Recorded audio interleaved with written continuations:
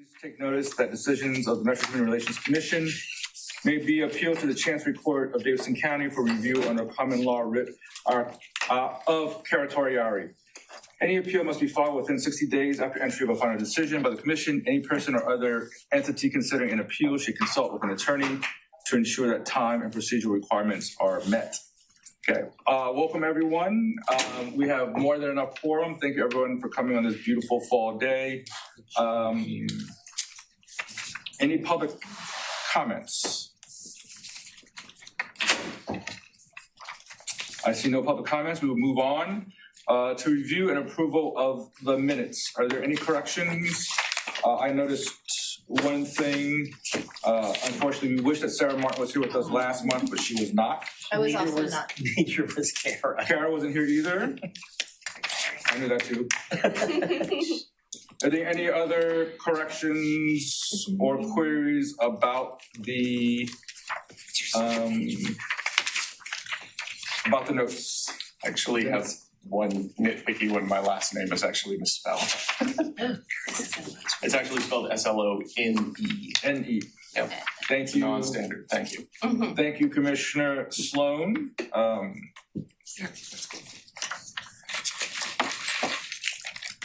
Any other, Commissioner Ince and Commissioner Martin, this is our new Commissioner Sloan. Here. There's a typo here. This should be Carmen. Carmen Reese. Reese Foster, yeah. Okay. Anything else? If not, Move that we accept the minutes with the corrections that we've noted. Second. Second, all in favor? Aye. Any no, nays, abstentions? Okay, minutes are approved. Financial update. You have your financial statement there in front of you, and I'm going to read from Michael Harris, who's one of the finance managers. The red amounts. The credit amount is the total of accrued expenses incurred at the end of August 2025, but the invoices have not yet been received. Once the Division of Accounts receives the invoices, you'll see a debit balance instead of the credit. But for the accounting purposes, the expenses have to be recognized, i.e. accrued, once they have been incurred. So hopefully that's the answer to the red that is on your thing. It's an accounting thing. So any other questions as it relates to the financial report? I see no questions or queries. Moving on to old business. Any old business? Okay, I think all the old business is also in the new business, basically housing. New business and staffing. Bureau Monitor So LFTs. sorry. Report jaundice. Are you abdominal Trying to make it N stop. slash B. Okay, Mike. Those are my my PowerPoint notes, so stay in the minutes. That gave me a break and a reminder to thank the IT gentleman who always sets us up so beautifully. Thank you, gentlemen, for allowing us to be here. All right, we have 3 new employees here that I'm going to allow them to introduce themselves. We have, well, we actually have 2, but we've hired 3. Brenda Perez is not with us today, but we have Gavin Cromwell, who's one of the research analysts, and Jahan Muhammad, who's the other research analyst, and we're going to give them their in the Baptist church at a funeral.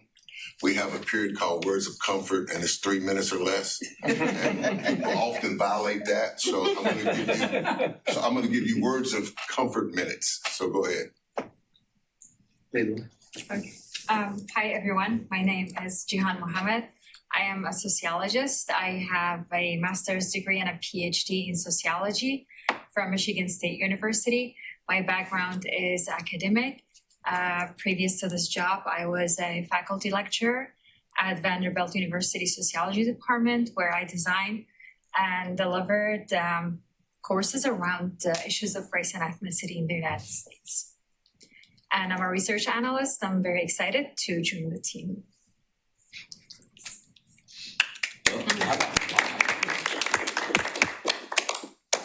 Good afternoon, everyone. My name is Gavin Kroll-Williamson. I'm the other research analyst that was hired. First of all, I just want to say it's a privilege to be here. I appreciate the trust that you all and Director Tucker has extended to both of us to allow us to be in this position. I have a master's in education from Vanderbilt University in community development and action. Unlike Jihan, I decided to stop with academia at that point. And then I went into government work. I previously was at the Community Oversight Board, where I was a research analyst and then the manager of research and policy over there before the Community Oversight Board was abolished and replaced with the Community Review Board. I then took a brief hiatus into private work where I was an evaluation consultant for a couple of years. But I decided that my passion is back here in government, doing this work and doing policy work and research that touches lives in a way that I didn't feel like I could in the academy. So I'm very excited to be here and to dive into things. All right. So at this point, again, Brenda Perez is not here. She actually starts Thursday, I think. And we have one more position that we'll be filling, and then we have the empty position that Ashley occupies at this point. So just to get these three on board, it doubled our capacity. So they've started? They've started and they're Yes, on. yes. Yes, I think this is second week. 2 for me, 3 for you, I think. Yeah. So we are definitely glad to have them on staff. And as you heard, we think we have selected individuals with skills that will become an integral part of our work. And we're looking forward to getting busy. In fact, Jahan's first assignment is the new rendition of the Inclusivics report. And Gavin's will be the language access study. So we ready to roll, and we're looking for Brenda to come on board that would help us in this community engagement piece. And we thank you all for your support, but we're glad to have these staff members on board. Mr. Chair. Excellent. So now we're moving on to procurement standards board nominations. Yes, we solicited from you all nominations, and we did not get any. You're welcome. We did not get any, but Abdullah Rahim, I'm sorry, I can't say it, whose name I know him as Rahim Buford, is, you now have before you his questionnaire. And I'd like for you to look at it, and at our next meeting, hopefully, we can vote to receive him. We could even have him here for you to ask him questions. He is following our first appointee since the commission was granted the authority to appoint a member to the Procurement Standards Board. From my transition in as ED, one of the things that have always been missing on that board is a justice impacted person. Larry Turnley was that, so is Rahim Buford. And I think both of them, since their incarcerations, what they've done with their lives as far as education attainment, the way in which they work, that they would be an addition to this procurement board. And that is why I'm submitting to you for consideration Rahim Buford to fill Larry Turnley's spot. Excellent. So we vote on that next. Well, yes, I wanted to give you time and opportunity to consider it, and we can have him here if you can ask, so that you can ask him questions if you choose to. But today, as will next meeting will be, I'll be seeking that you all approve him as our nominee for the Procurement Standards Board. Excellent. And now we move on to the housing presentation, welcoming back former Commissioner Owen Bennick. Mr. Eddie Latimer was at our public hearing on housing previously. Of course, Tom Negri is well known around town. I don't think Kate Bowers is here. From the post office. From the post office. I took it down. So we will, That they're gonna present, can I set them up here just a minute? yes. Erwin will kick us off. Anyway, that's done. Well, you know, we got former Commissioner Erwin Vennick, you got Eddie Latimer, who everybody knows, Urban Housing Solutions. No, but it's real close. It's That's close. rusty. I say it wrong all the You time. do, all the time. Affordable housing resource. Affordable Housing But Solutions. more importantly, with the allowance for And affordable. Tom Negri, who is a former ED of this body here, they're part of a group called Housing for All of Us. And as we've heard a couple presentations, and as we're going through the months, we're trying to bring a lot of voices in. We're trying to gather a lot of information so that as we approach this housing and infrastructure study, we can be informed about not only what it looks like as it relates to equity, what are some concrete ways to make a difference in what the problem is, but also at the end, how do you count it to make sure that you're being successful or not? So that's kind of the rough rubric of what this study will ultimately be. They have a presentation that they're going to present to us, and you tell us whether you want us to wait to the end to ask questions or whatever. Yeah, I think it's probably better to wait to the end. So as Director Tucker said, my name's Erwin Vennick. I know the agenda has me down as the person on this thing. I am just a convener. I'm the herder of cats. I was able to herd 2 of our cats here today. And I just wanted to give an additional shout out to Tom Negri because in addition to being a former interim ED of the commission, Tom and a former commissioner, Avi Poster, were lead organizers of the effort to defeat the English-only initiative in Nashville a number of years ago that was called Nashville for All of Us. So we have put together a group of housing advocates that we call Housing for All of Us. And actually, when we met with Director Tucker in preparation for this meeting, we decided that perhaps a good tag onto that is Housing for All of Us. If you work in Nashville, you should be able to live in Nashville. Yes. So, just to give you a little bit of background, many years ago, there was a group called The Voice. And The Voice was an organization, very loose organization, put together by Avi Poster and Tom and Marcia Edwards at Martha O'Brien Center. And the calling and the purpose of The Voice was to bring together groups to work towards the reduction of poverty in Davidson County, Metro Nashville. One of the signature events of The Voice was a conference in Nashville in 2019 called Nashville Rising. Brought together lots of folks from around the city to talk about what efforts can be done to reduce poverty in Davidson County. And one of the things that arose out of that was a concern of what has been referred to as affordable housing, but we feel the need to make that broader and say it's housing for all of us, because affordable housing, for whatever you think about it, has a negative connotation to it. It's intended, it has this notion that it's for individuals who are below income, whereas the fact of the matter is that many people who work in Nashville can't afford to live in Nashville, and therefore it needs to be a much broader approach. So we started about 2 years ago recognizing that at some point in time that housing for everyone is going to be on the public agenda.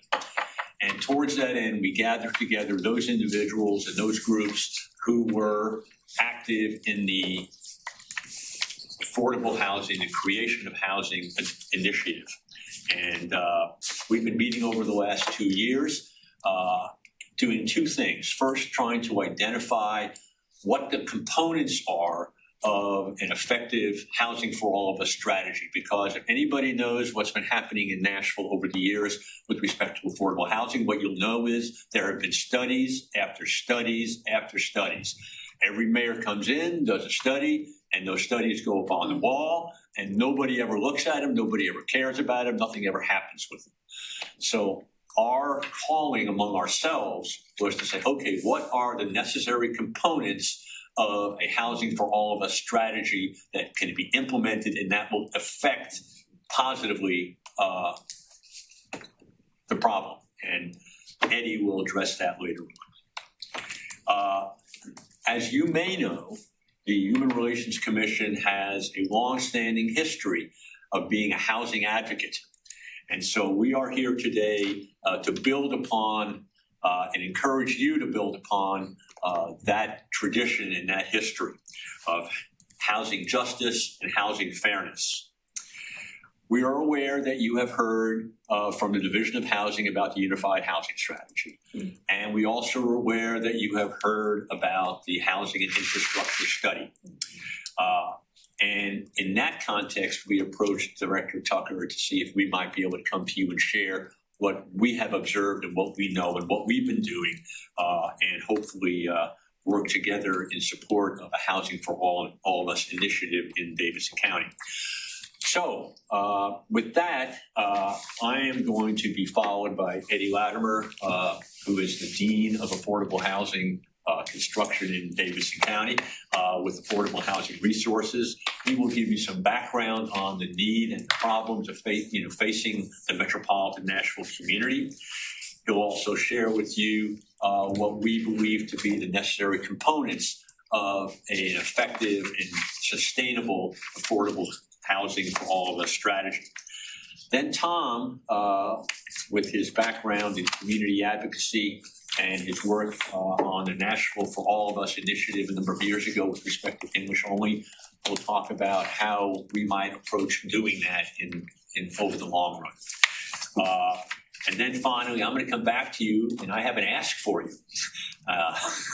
So we'll talk about that and then address any questions you might have. So I think, Tom, Eddie, I think you need to go over there. Is that right? That's where he needs to go. It'll be on the computer. It'll be on the computer.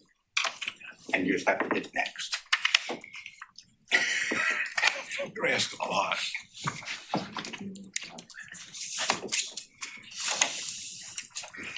Well, hey, it's nice to be here. I've been in this building so many times. This is the first time I've actually been in here for this committee, and it's just great to be here. We appreciate all you do. Erwin was talking about how long all of us have been in it, and the only way you can endure a cause that's not supported by many people is through fellowship. And Erwin and Tom, Jackie, the good Reverend, they have been great fellowship through these decades walking through this. And they have been a constant source of encouragement to all of us that are doing it. All right, which button do I move it with? This one? Okay.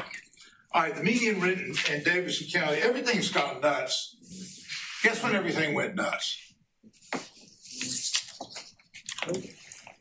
But when did everything started falling apart as far as our tradition? We have to keep this politically correct? What?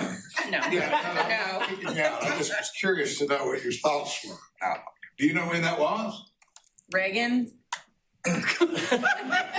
Well, true. That's a whole nother issue. I think that's just chapters 1 through 10. I'm dealing with 12.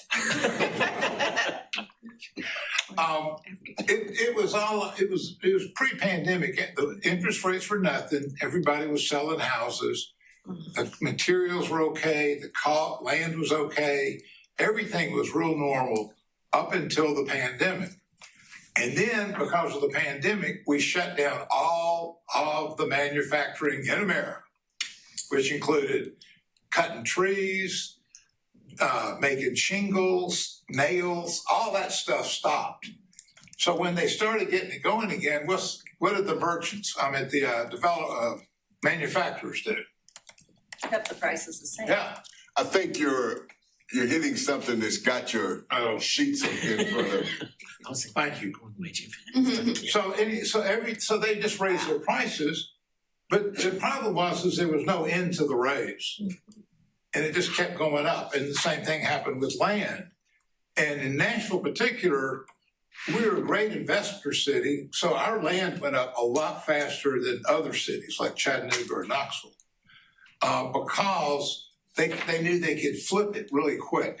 You didn't have to hold on to it. The risk was minimal. So that's what happened. So that's kind of how we got here. If you heard it said, 7% interest rates are really low, it's said all the time. And you know what? In my 30 years, this is the third time.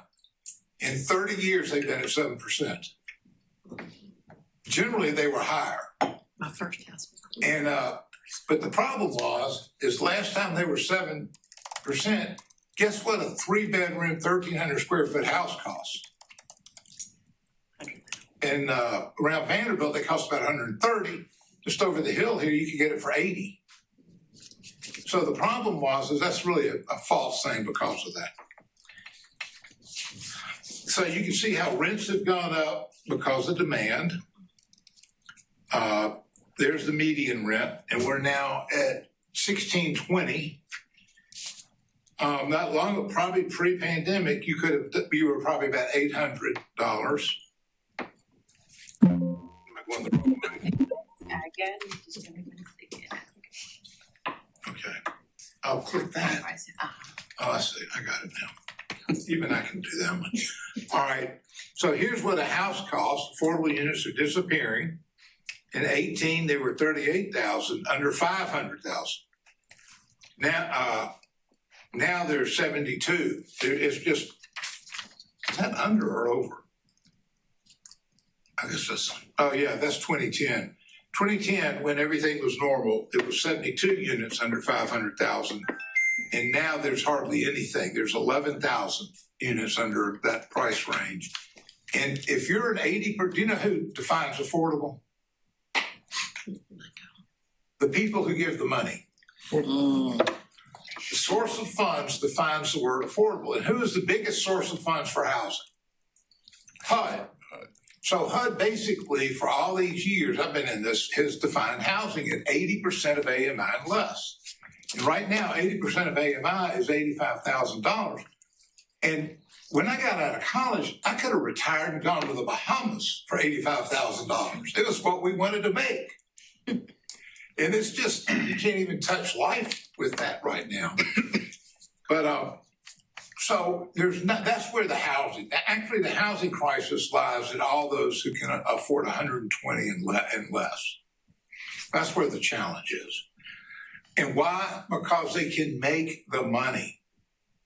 It's not driven by anything more than what they can make. If they don't make that kind of money, their buddies are going to give them a hard time at the golf course. Okay, so that's what I just went through. I was looking for that. So this tells you how it breaks out. 30%, that's public housing. 60%, that's low-income housing tax credits. 80% is you can do home ownership, and 100%, but 100% does not work really for HUD. They won't let you use HUD money for that. But you can use CDFI money, and you can use Federal Home Loan Bank money. So the different sources of fund give you different branches, but the best source of funding historically has been HUD. And our HUD money comes to us through MDHA. Same thing with the rents there. Here's the other definition of low income, of an affordable home. You're not supposed to spend more than 30% of your income for your rent or mortgage. Right. Now, that's probably the definition that'll hold up the longest going forward.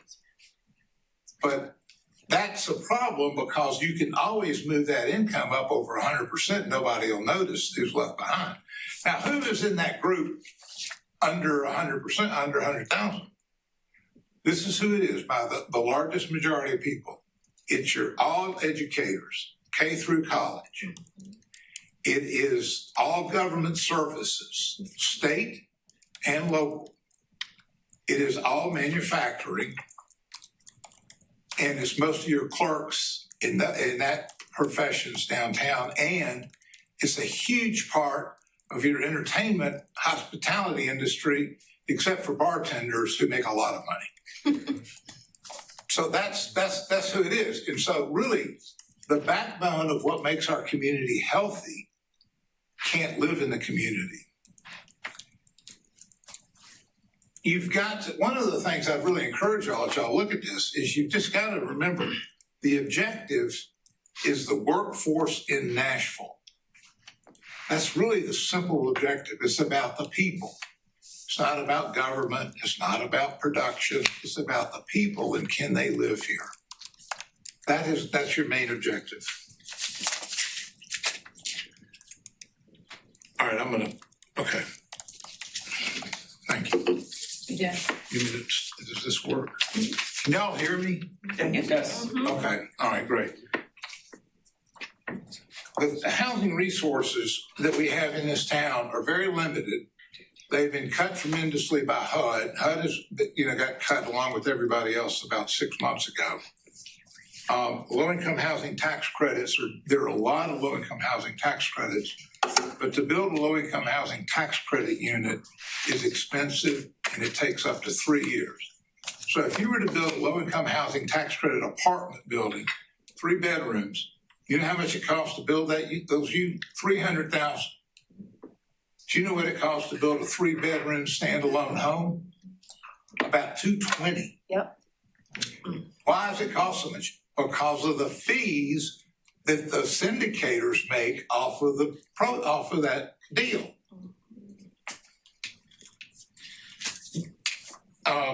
So our problem, what we really need now is land.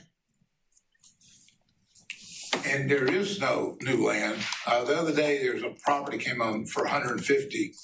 2 of them, we bid on them, and they were gone before we even got the bid in. And you can't build, you'd have to build 4 units on $150,000 to make the units affordable. The cost of money is an issue. And if they bring the interest rates down, which they will, it will help selling homes south of 440. That's pretty much it. And the labor is expensive. But basically, Nashville is a hot market. So you could go out there and build a piece of junk and it's going to fill up because everybody wants to move here. Yeah. So this is a great market if you own land. Our needs are basically simple. We have great bank cooperation, just so you know.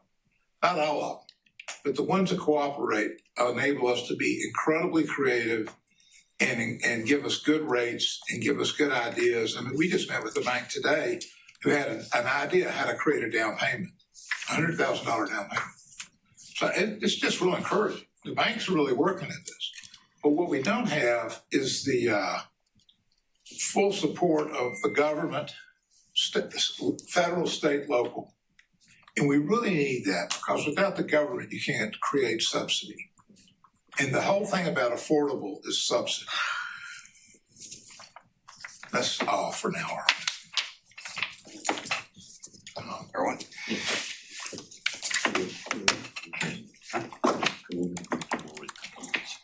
Great, I'm gonna go over the group. Hold it, I'm gonna go over the group. That's okay. It's okay, it's up. So if you look up here, yeah, we can see it the way it is. Well, you can't see it now. That's all that. Sorry. There we are. I'm not sure if anybody knows Al Degani Bar. Does anybody know Al Degani? He works for the city. He's a great guy. Super guy. He's on our task force, our engaged members. William Bassett, a government employee. Kay Bowers, oh my God. Does anybody know Kay? If you know them, just raise your hand, say hello. Keith Chilton, the TSU Public Policy Professor. Clifton Harris from the Urban League. Ginger Hauser, I'm probably pronouncing some of these names wrong because I can't see past my nose. Tennessee Affordable Housing Coalition. Mike Hodge, NOAA Affordable Housing Task Force Steering Committee member. Christine Lalonde, nonprofit consultant, Stand Up for National Affordable Housing Group. Eddie, you just met. Me, I'm here. Erwin, you just heard from. And Steve Venick, NOAA Affordable Housing Task Force member, TWK UMC, Disaster Recovery Operations and Data Manager. I have no idea what that means. It's a Tennessee Western Kentucky Conference of the United Methodist Church. Thank you. How do you know that? Oh, she's a deacon. Hold it. That was a hug. All right. So, I'm Tom Negri. I used to work for Lowe's Hotels. I worked for them for 38 years. I did a lot of work in immigration over the years. I was on President Obama's task force for immigration for 8 years. There were 37 of us in the United States. It was pretty interesting. We didn't get anything done, but, you know, as you can tell by what's going on now. But when English only came up, we decided we were going to do Nashville for all of us. So a small group of us got together. I think there were 11 of us initially. And we decided that we had 7 months to stop this disastrous bill here. And why was it disastrous? Is because, Bridgestone Firestone wanted to move. Nissan wouldn't have come. We had all this stuff happening, all right? We were able to raise a substantial amount of money, all right? Despite some very politically, some of our council people who wanted English only, we would have been the largest city in the United States to have it. Enough on that. And the reason I bring it together is the coalition that brought us together, all right, was amazing. We had unions, we had the chambers, all right? We had every religious group in the city. We had 12 university presidents. You name it, they were on board with saying no to this, which was the right thing to do, and it's the right thing today. And next year, there'll be a new law proposed in the state of Tennessee because we already have a law that says English is the state language, all right? But they're going to reinforce that. So keep your eyes out on that. Affordable housing has been discussed for 30 some odd years. Am I right? Oh, at least. At least. I met Avi Poster at an affordable housing meeting many, many years ago. My best buddy here in Nashville. And we started discussing what can be done about this. Unfortunately, he passed away a few years ago. And what's hit me is that we don't have a coalition that we once had. I moved here, by the way, in 1999 for the 2000 election, Al Gore, because I was the political manager for Lowe's Hotels, all right? But I put together coalitions like this, not only here, but in the state of Maryland, Washington, D.C., and New York, all right? It's a grassroots coalition that we need. Not everybody around the table is going to agree on the issues at hand, but they will agree that we need affordable housing, all right? I am sure for our 2 newest government employees that it is really difficult to find affordable housing. Yeah. It's just crazy. And God only knows, mass transportation isn't so great here in Nashville either. So living outside, trying to commute inside is a nightmare, especially if you live north of town. All right. The fact is, we can get this done, but we need to set a timeline on it. We need to say, this is what we're going to do. This is how we're going to do it. And we need your help. Yeah. My sweet man. All right. But we need your help. We really do. To get this done. bring in the partners that we need, all right? If we spoke to the chamber 10 years ago, the Chamber of Commerce, the Nashville Chamber of Commerce, they would, yeah, affordable housing is important, but we're not interested in talking about that now. If we were to speak to other organizations, they would have said the same thing. Today, everybody's on board. we've already met with the chamber, they're on board. They want this to happen. The hospital industry wants this to happen. The hospitality industry, God only knows, needs this to happen, all right? All the religious organizations need this to happen, all right? Let's do this, and we can do this with your help. But we need the commission's help. You're that step inside government that will sort of move, all right, the city, all right? And we can stop it by who's a member, what's that app, the neighborhood app thing? Next door. Next door, gosh, don't you. I mean, that's a dangerous app. I mean, you're on there and people saying things like, oh my God. All right, so when we had a council person or two who proposed some changes to affordable housing, Nextdoor went wild. I mean, it just went wild and no one said anything. There was no counterattack. There was no, this is why we need this. Everybody said, not in my neighborhood. All right. And we can't have that any longer. It can be in your neighborhood. All right. It's not a bad thing. It's not going to lower your housing costs. This is why we need this, and we need to sit down together and have it done. Does that make sense? And we can do this, in my opinion, Alden, guys, I'm going to put a time frame on it. Okay. Thank you. I would like to do it between 18 months and 24 months. So 18 months to 2 years. To do what exactly? I'm sorry. To have a system. Is this for the conversation or for the construction of the 90,000? Oh, I really wish we could do that in the next 2 years. We can't. Okay, so that's what I'm talking about. Is this 2 years to have the conversation? Right. And whether or not we need legislation or a ballot initiative or something to that effect to make it happen, all right, within a 5-year period. But to start getting things built. So with all due respect, I'm sorry, my name's Whitney. I live in District 5. What would be the difference between that conversation and the conversation that people have been having in the city for the last decade? And at what point do we start the building and the moving? Okay, so that's a really good question. The fact of the matter, the conversation that people have been having, all right, is an uninformed conversation, in my humble opinion, all right? They're not realizing the extent of the problem. They're more concerned about having affordable housing in their neighborhood, all right, than allowing people who work in the city to live in the city, all right? So I think there's a combination of laws and things similar in these two gentlemen, because one's a lawyer, one's a builder. They know better than me as to how to go from A to B. I'm not questioning that we need to inform people in the city. I think I'm looking for, and certainly not from you gentlemen, because you're not in charge, I'm looking for people who are willing to take action. As the chair brought up at one of our last meetings, it's how many MNPS students currently go unhoused? 4,500. 4,500. Just an MNPS of kiddos with no place to stay. So while I know Nashville is the home of the study, and the home of we'll throw $1 million at it and come up with some great solutions with this wonderful cross-section of stakeholders. That's why you need housing for all of us. I understand, but also, again, respectfully, I'm so familiar with your group and what you did. I knew Avi. I love all of you and I respect your service to the city.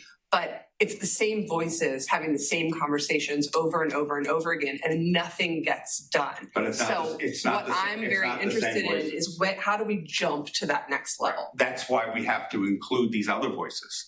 We would not have gotten Nashville for All of Us off the ground if these other voices weren't there. And right now, we don't have other voices in this conversation.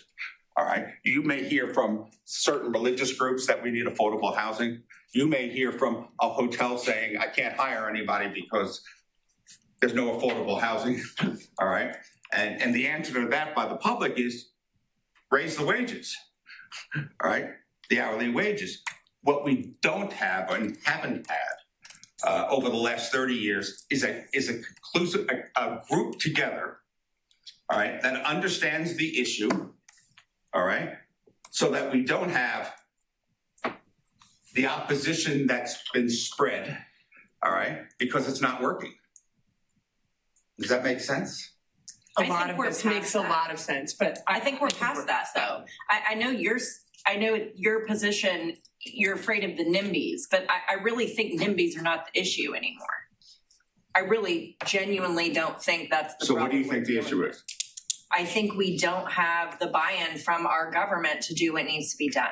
And I think people are concerned about state preemption, which would prohibit us from doing what needs to be done. Okay, let me And I also take think one that- at a time. Okay, All right. sure.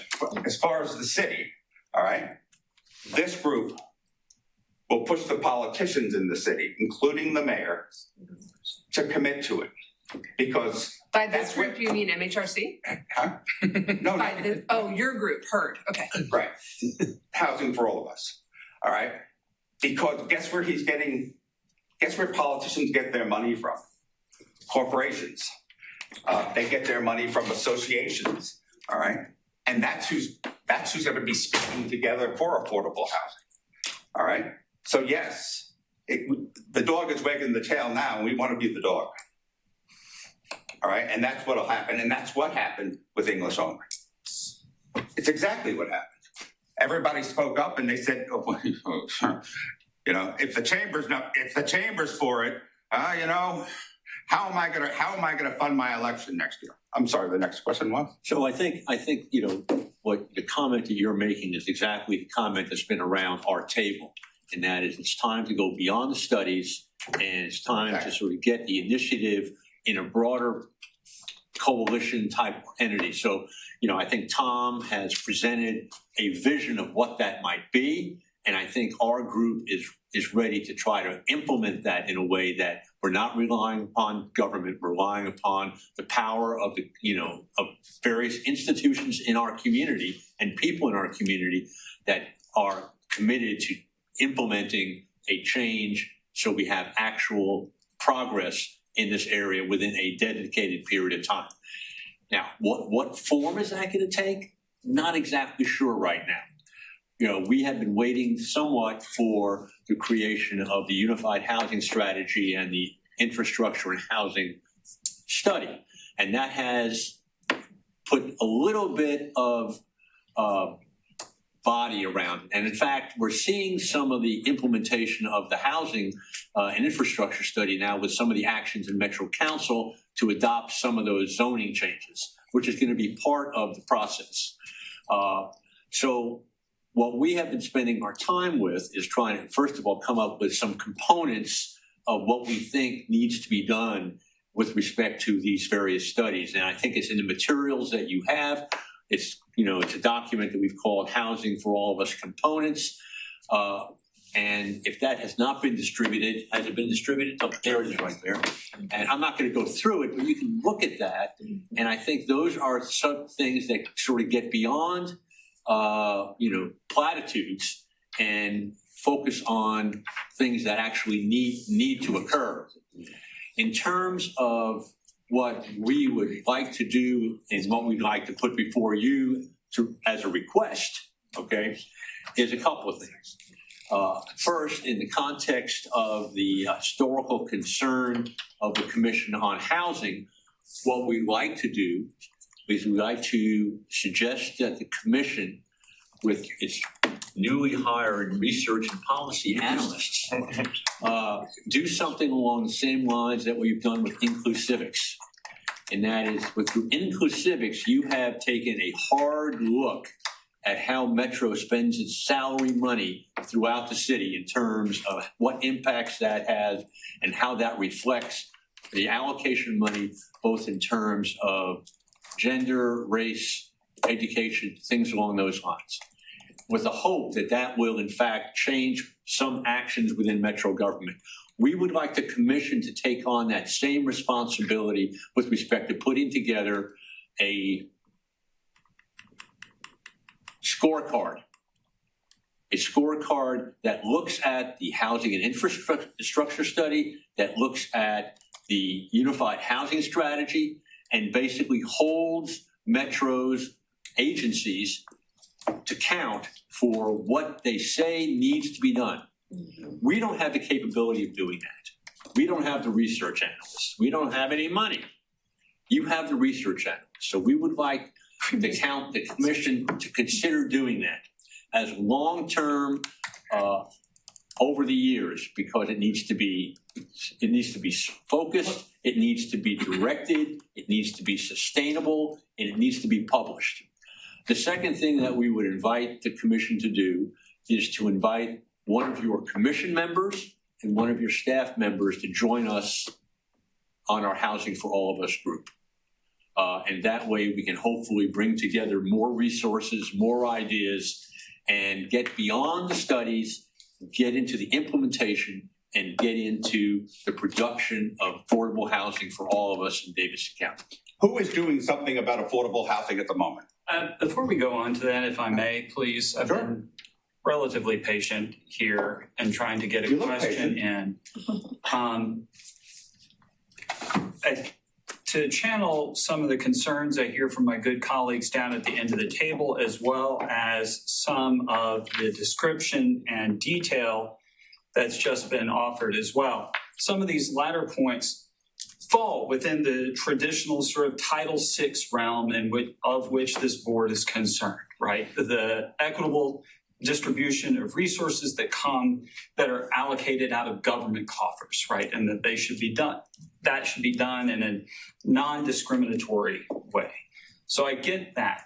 Where I hear part of the concern, though, is how we build in these equity concerns that you all have, while we're needing to not just build the ship, but more specifically, a little bit more on the nose, is build the houses. We need to be figuring out ways to, yes, invite in more voices. I think all folks at this table have some sense that inviting in more voices is my line that's on repeat.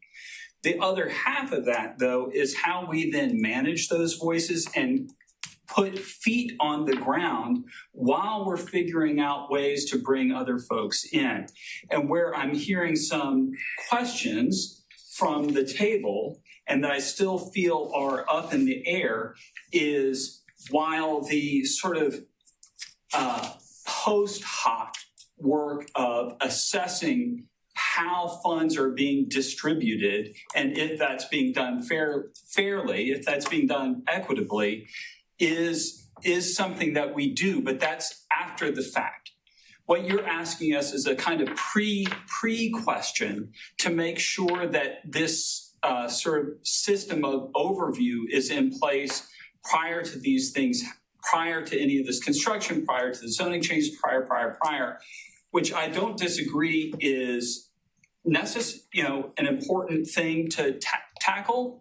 But we also need to actually have more housing available now. We have these folks who are unhoused now. We are going to have more folks who are going to be priced out of their homes in the very near future, if not also now. So trying to think about what I would be eager to hear is what you all's vision is of how we work to implement some of the strategy and vision that you all have, while we're also getting homes built, units built, how we're getting folks out from outside, how we're bringing these voices in and integrating them into the process that is already happening so that we can keep this moving forward. Otherwise, we're going to find ourselves 18 or 24 months out, the time frame that was listed, and we're going to be another X few thousand of houses without having taken real action. So yes, on the basic principles, and I think where we're at, or at least a lot of us are at, is how do we do this while we're actually getting the thing done? Sure. Well, I think it's a both and. We spent a lot. We delayed our sort of moving forward because we didn't know what the city's strategy was going to be, as reflected in the unified housing strategy. And until we saw that, we really didn't know how we were going to address that. And also the other part of that was the housing and infrastructure study, which proposed, the zoning changes that will allow for the creation of multifamily housing options in various places. Now that we have those in place, we are now at the place where we're going to be working on the implementation of the public awareness, public advocacy approach to move those things forward. That's not something you can do. Right. That's something we can do. And that's why we're inviting you through some representation to participate with us. So you can see what we're trying to do. We can benefit from what you have to offer to us, because we're the ones who are going to try to marshal and mobilize advocacy for all of us in Davidson County. What form is that going to take? I wish I knew right now. I don't know. But we now have the bones of what the city strategy is. We have the bones of, what the zoning strategy is going to be. And now we have to figure out how we marshal the housing industry, the hospitality industry, the hospital industry, the chambers of commerce to sort of get that initiative moving forward. So in one sense of the word, we couldn't be in a better place. It sounds terrible, but we couldn't be in a better place. Without this group and without this coalition and your help, how is that going to be done? I'll ask you that question, right? It's just not going to happen. The Barnes Fund went from 50 million to 15 million, all right? And that's a drop in the bucket. Can I say this? The UHS had 5 concrete objectives that the city had to do. You know what one of them was? Fund the Barnes Fund at $30 million a year at a minimum. Yeah. You know what the first thing the city did? Cut it in half. Right. So that's a problem for us that are in the field to feel any support from this city. So that's the first problem. The second problem is, all right, we have a national funding problem for the city as a whole. All right. So all the studies that have been done from Mayor Fulton till now, all right, they're all sitting on a shelf. All right. And the same problems have been discussed year after year after year. No one's taken up the bailiwick to say, let's get this done. All right. So if you can name somebody else that's going to take up this challenge, please let us know, because we'd be happy to discuss that. Well, and like I say, we share your frustration with that. I mean, I think it's frustrating because I think that there are groups all over the city who are trying to do great work. And I think that there are solutions being proposed left and right. And I think what frustrates me is the idea that, only one group can solve it. It's going to take all of us working outside of our silos together. That's the name of our organization. But it's your organization. No, it's and I not our respect organization. what you're doing. I really do. But I just want to make sure that we're also empowering, the Southeast Center for Cooperative Development, that we're empowering Open Table, that we're empowering all these other groups, Stand Up Nashville, all these other groups Open that are Table is part of our group. Stand Up Nashville is part of our group. So- And in fact, to the extent that there are other groups out there, we're inviting them and would love to So have I them also invite you to go to Nashville for All of Us online, all right, and look up who was part of that group. They'll all be the same. So The community will be fully involved. I appreciate the spirit and tenet of this, but I wanted to ask because during the presentation, the best resources, we need more land. The most undeveloped land inside Fort 40 is actually all owned by MDHA. Yeah. The most money comes from HUD and it directly flows through MDHA. We control that land. We can build whatever we want. They've proposed mixed income housing. Right, in my neighborhood in Edge Hill, 27 acres between 12 South and the Gulch. It's got a library, it's got a community center, it's got schools. A lot of people, I think, would want to live there. The question is, I forget who the head, Envision Edge Hill had public meetings before COVID. But there are fires all the time in that complex because they are out of date. The city has control over those things, right? But my question is, everything that we're doing here has to do with market forces. That's not. What the housing market but what I'm asking is there something that we can, like, I don't know what the politics of MDHA are, who's in charge, like the inner workings of that. But I think that has the quickest potential to do things. We swap land all the time. Yeah, take a broader view though. One of the things that we've called for is an inventory of all public lands that are available both state and metro. So we can see what those lands are and figure out how. That's been done, I think. That's been done. That's been done. I'm not so sure. I can have the website. I have the website. I mean, it's been done. But that's like, I guess that's my question is, how do we think about not public housing in the old way, but like the direct resources that we control and to convince the metro government? Because Get the powers that be around one table. And we don't have and never have had the powers that be around one table. We just haven't had it. It's really that simple. You've got a Metro Council right now that's almost split literally down the middle, rezoning versus not rezoning. And you saw that reflected. But it's not all about rezoning. Again, it's getting the powers around the table to discuss rezoning. It's to discuss, you're building a new project, all right? It could be an upper income project, all right? What percentage of that project right now is affordable housing? You know? Sir. You don't know, and you don't know because there's not a percentage there. First of all, I don't really appreciate that. I know a great deal about this, but I think it depends on the developer, it depends on the project, it depends on the location, it depends on what the neighbors will allow, back to where you started, which is not in my neighborhood. So it's a large view, and I want to convey how much, again, I respect all three of you and your experience in this town and your wisdom and your organizing. And I just want to hope that I all can tell of you, us. I don't feel that way, but thank you. Okay. Now, the city is the leader. I mean, that's the bottom line. That's true. The city government is the leader. But if government, see, the problem with us three is we came through Vietnam and the government was leading us to go die. And they couldn't get enough people overseas to go die. So we took over and figured out how to work together to stop our generation from dying. So there's other ways to do things.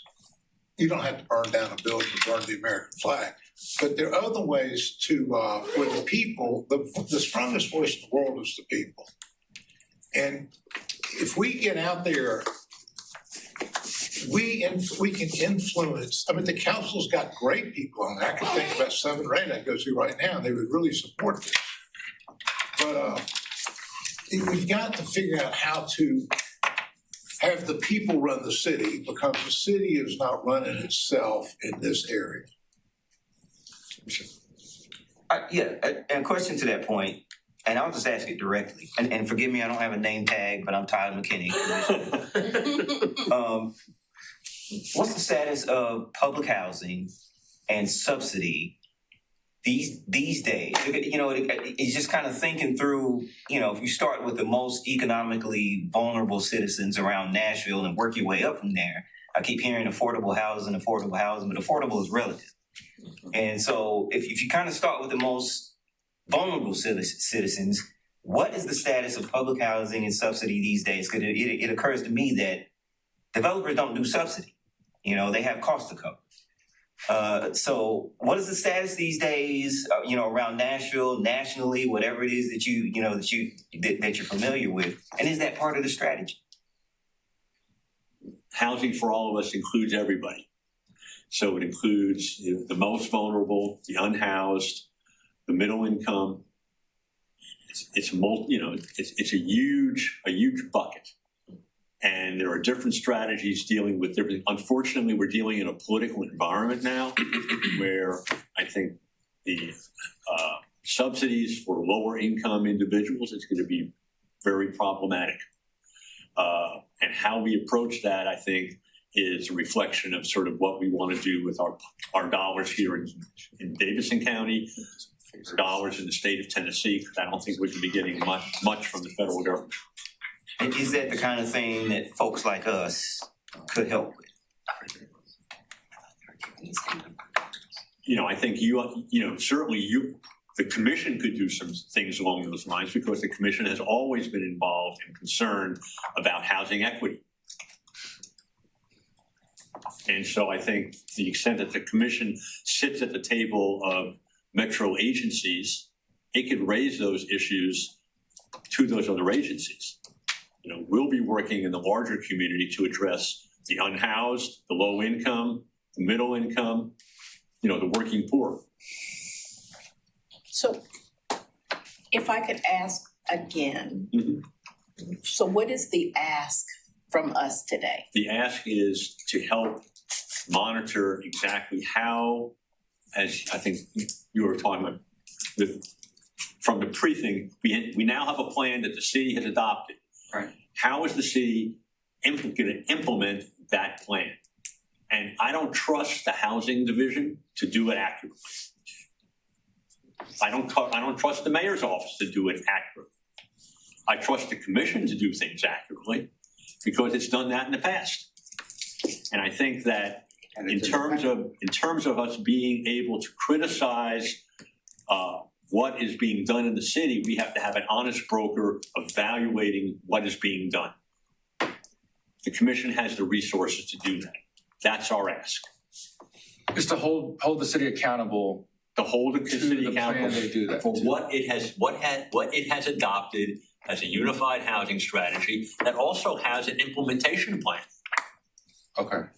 Now, are y'all aware that the mayor who created UHS and the Community Foundation, who also did a housing study called Imagine Nashville, are y'all aware that they're now combined into one committee and that they are going to try to, I don't think they have the ability without more grassroots support, but they're going to try to keep us all on the same page and move that forward, bring resources to the table. But we don't know where that's going yet. So, like, for example, I'm going to specify a question. I'm going to throw out a question that Commissioner McKinney had. With the Envision H, and I always get these two section 9 and section 8 housing. But with the Envision projects, that meant that there would be no more public housing, but only subsidized housing, voucher housing left in the city. That means that technically there'd be no more public housing left in Nashville. Is that a question that you have asked? It would shift from project-based, which is what the projects were, to Section 8 voucher-based. Yes, that's what I'm saying. They would have to maintain a level of, so let's say there are 5,000 people in the city's housing system. They would have to keep that level. I'm just saying that because for me, that's one of the biggest losses. Yeah. Right. My question is are you asking those questions that were thrown out literally 5 years ago before COVID? To me, that's a big concern, right? Because we don't know who's going to be the people in charge of those housing units, or right. So these are the questions that I'm interested in, and so I'm very concerned. Like when they said that, I was like, wow, Nashville's not going to have one public housing unit. If they clearly haven't followed the plan, but if they follow the envisioned plans, then that would be the case. So these are the kinds of questions that are beyond the market, right? That I am very concerned with. But these questions I feel like no one's talking about because they're not in the market. Well, and that's you just presented a wonderful reason why we would love to have a commission representative working with us to bring those questions and those concerns to our table. Okay. And to do this, they started this, but it's very hard. It's very difficult. They are housing people at 60% and lower right now. We don't know how long that has to last. We don't know the details. But they only did one housing project. They're not going to do any other ones. They're supposed to do, I forget the name. Casey.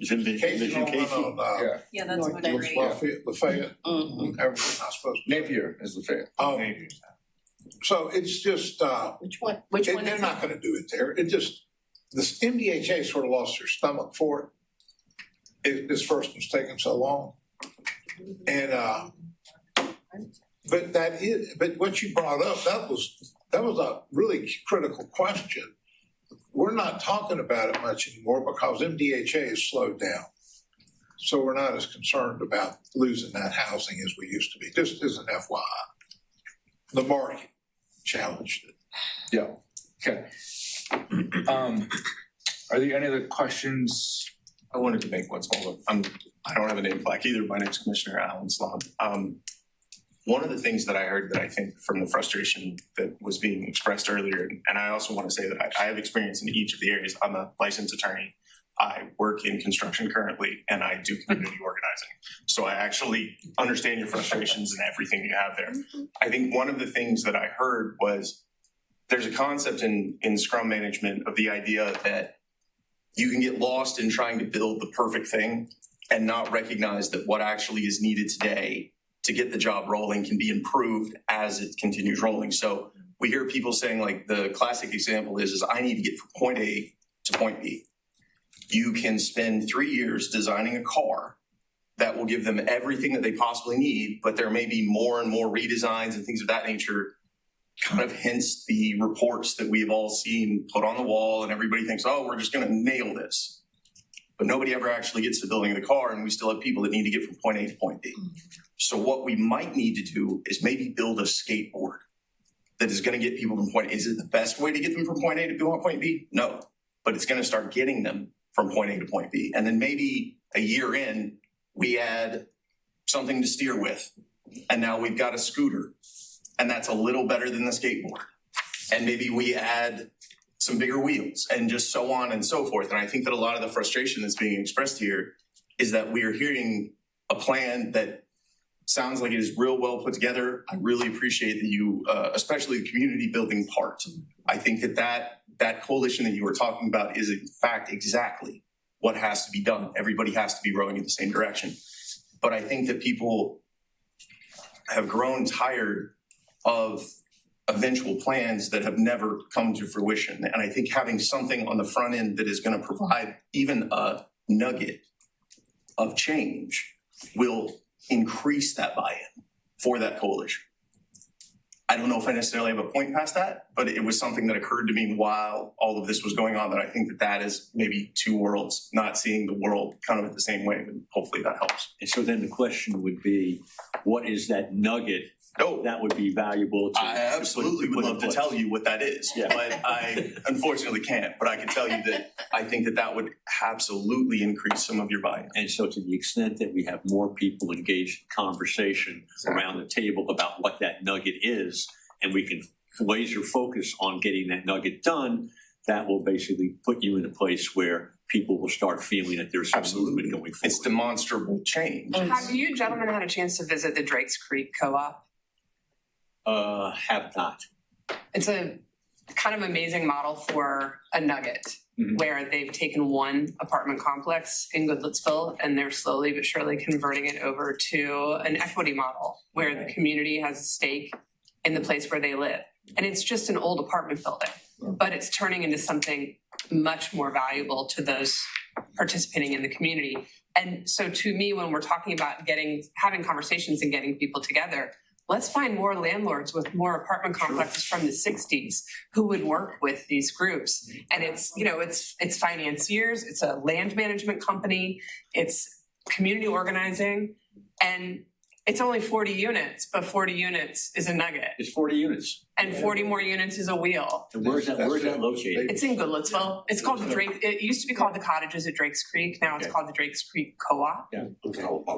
Oh, I was just gonna add, how did the Strobel House get built? Because that was just a 2-year, I don't know where all the money came from, but that's an amazing facility.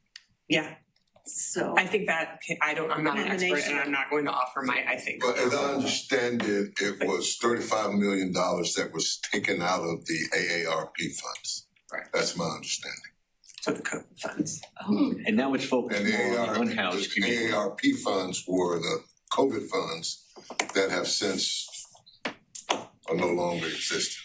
I know, we're just trying to visualize nuggets and Yeah, sure. things to zone in. Your 16 points here, are those your unique summaries from other things? Because there's some good specific stuff in those 16 points that can you make sure that we get copies of the 16 points on the screen? Yes. You know, because there's some specifics in there. Well, those are things that, we have come up with. I think there are other things out there, and the more people we have around, Yeah.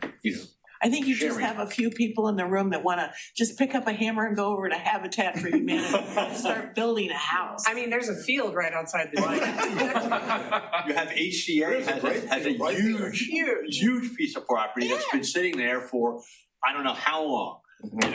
Well, it's really true. You got those parking lots across the street. But- Don't get me started on parking lots, Eddie. Excuse me, can I make a comment just as a private citizen that spent the better part of 4 years in eviction court? Hold on one sec.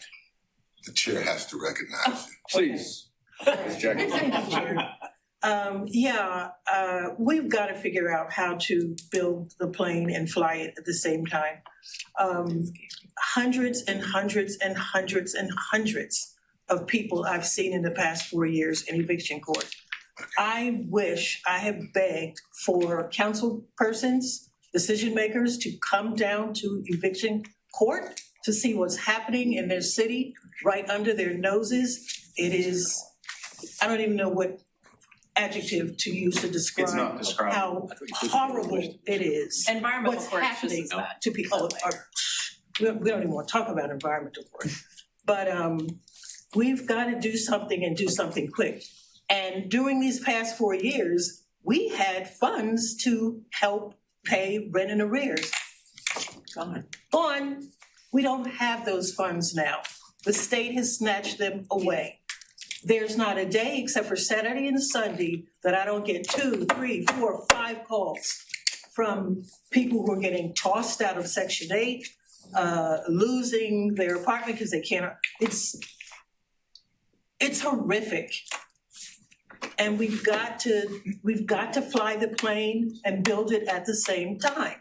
Because the level of suffering out there, we're talking seniors, single mothers, our essential workers, and everybody in between are struggling, trying to keep a roof over their heads.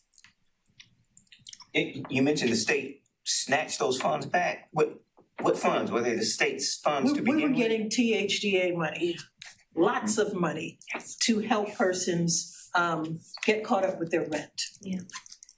Upon Also the during completion of COVID. an application. During COVID, we got some money. Yeah, but there was some post-COVID money. Yeah. Commissioner Cole. To Ms. Jackie's point, I'm just curious, like, how do you guys think we can get, or how can you guys tackle getting around these state preemptions? Like, it's very hard to be able to do so. Like, in this perfect world of everything goes the way we want to, how do we get around the state preemptions? We elect different state representatives and senators to change the law. Yeah, but in the meantime. Which we could, but in the meantime. But in the meantime. Yeah, but like, that's not like, I would love to just switch all 99 out and put brand new people who think in the pro-housing sense, but like right now with what we're dealing with, how do we work around preemptions from the state? The city builds it. Right. The city builds it. Yeah. That's the answer. That is the agree. answer. I agree. That is the answer. If not this, what? If not what? If not building a coalition to move forward, what? Nothing will be done in this city on affordable housing over the next 5 years. And I'm saying that pretty confidently, all right? Very confidently, knowing what's happening at the federal government, the state government, and the city government, all right? It's just not gonna happen. So if we don't build a coalition to somehow make a step forward, all right, and bring people together, all right, and I mean from all walks of society, the corporations, the religious institutions, the higher education folks, all right, we're not gonna go anywhere. We'll come back here 5 years from now and be talking about the same thing. So who's missing from this coalition? You said earlier that there's buy-in from religious community, the blah, blah, and now you're saying there is no coalition. why are we not going back to the coalition that was built around English only and bringing back those That's what we're voices? proposing. I mean, I think that's- I'm confused about who's missing. I think that's the plan, Jeff, down the road. I think our expectation is to try to rebuild that coalition, but it's a different message. It is, I get that, but like down the road, what, and you're saying you want to have conversations, and why is that coalition not being built right this minute, right now? And it's exactly what we're trying to do. I'll give you an example. The Chamber of Commerce, all right, wouldn't talk about affordable housing 5 years ago. All right, very powerful group, and they wouldn't talk about it. All right, and without their buy-in, now they need it because they can't find employees for their corporations that are part of the chamber. Jeff, we made the judgment that we weren't able to go approach the folks about that coalition until we saw what the unified housing strategy was and what the housing infrastructure, because otherwise we're not talking about anything that has even a modicum of substance to it. Now we have a modicum of substance. And so how long will it take to build the coalition that's going to have these conversations over the next 18 months to 2 years? To build the housing for the Nashville for all. Well, here's the thing. If the chamber gets involved, and I think they could too, it will get a lot of people's attention that'll be more willing to sign up. I mean, honestly, you guys sitting around this table, one of the hardest groups to town.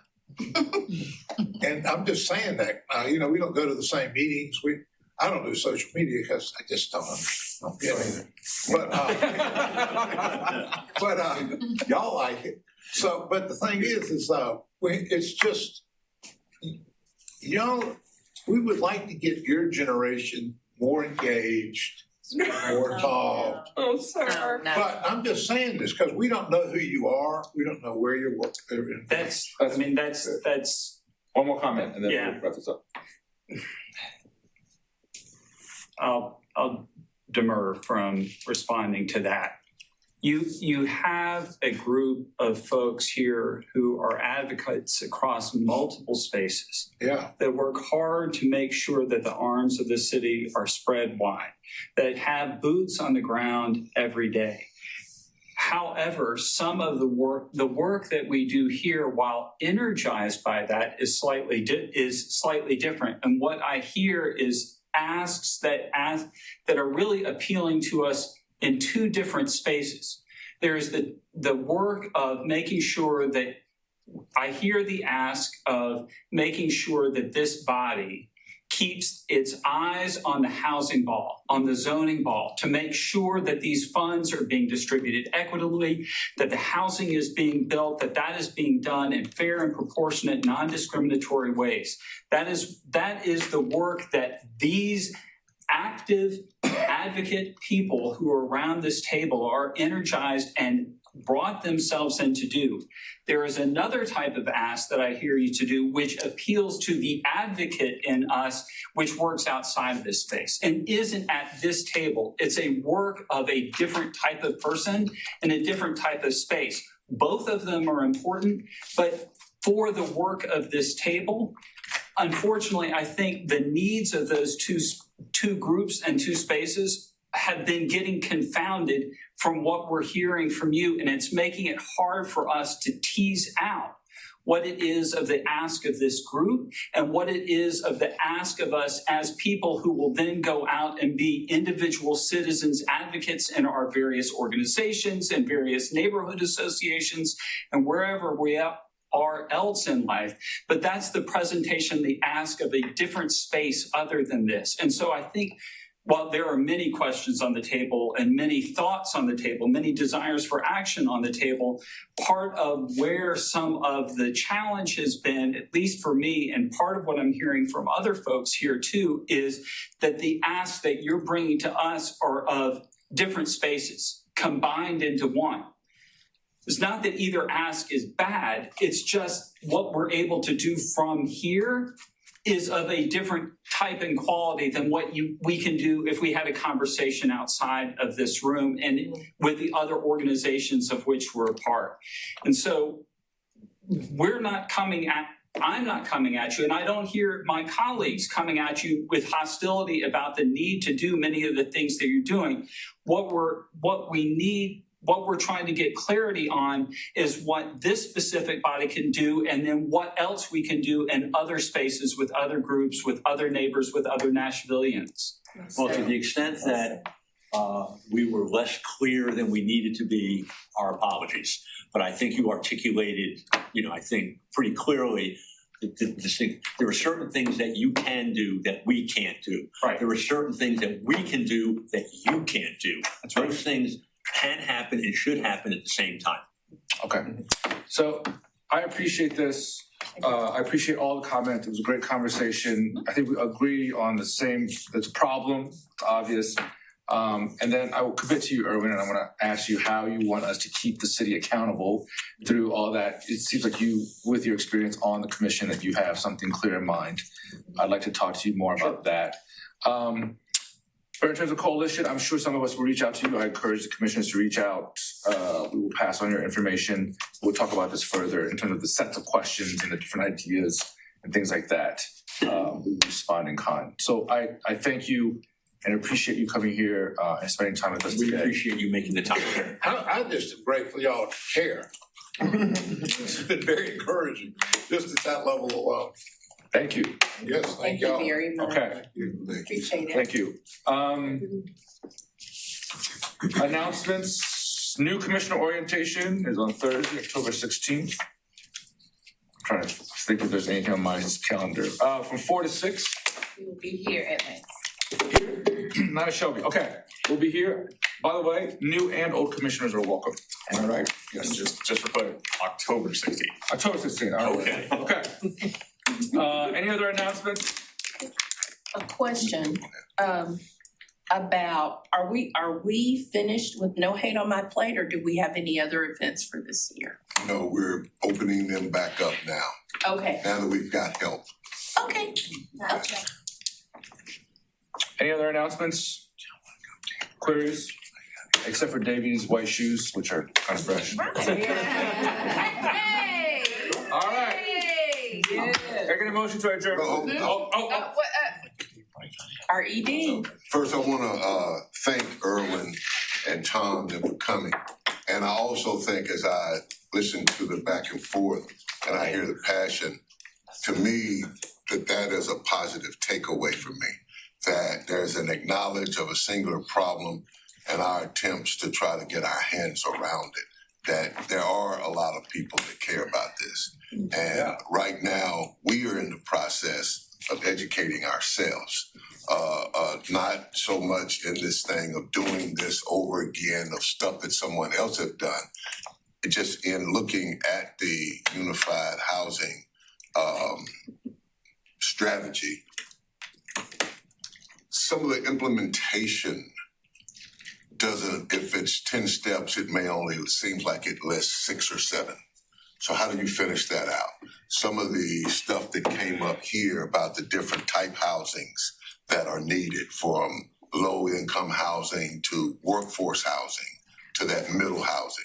All of them are different things that require different sets of things. You take the lower income housing, there are often some other issues that make housing tenuous, whether it's alcohol or drug abuse or formerly incarcerated and you can't get a job. All it's just that myopic when you get down to who you talking about that needs housing. And so we're trying ourselves now to at least get a handle on just what that is. We've been meeting with financiers, developers.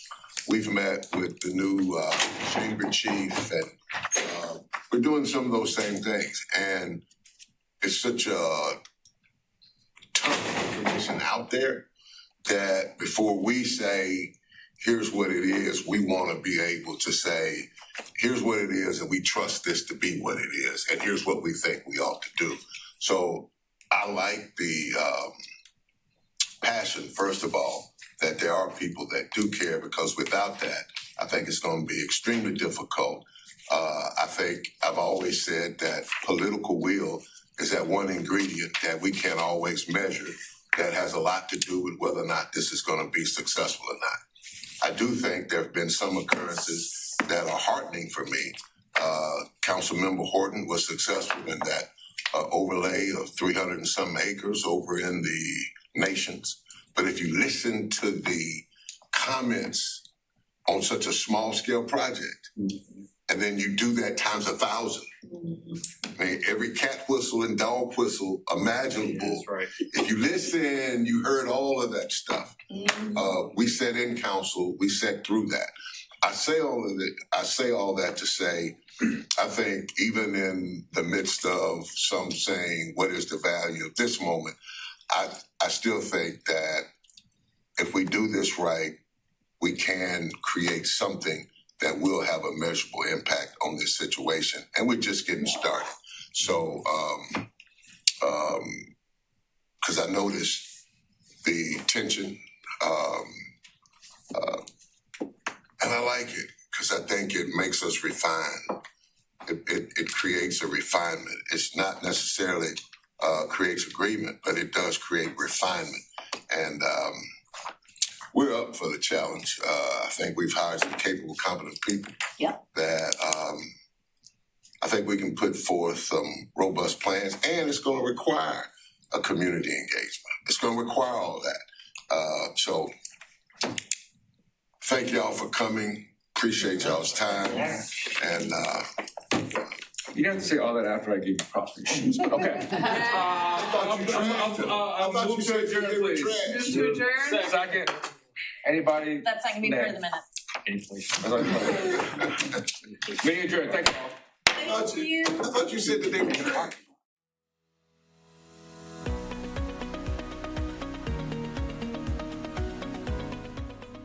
This has been a service of the Metro Nashville Network.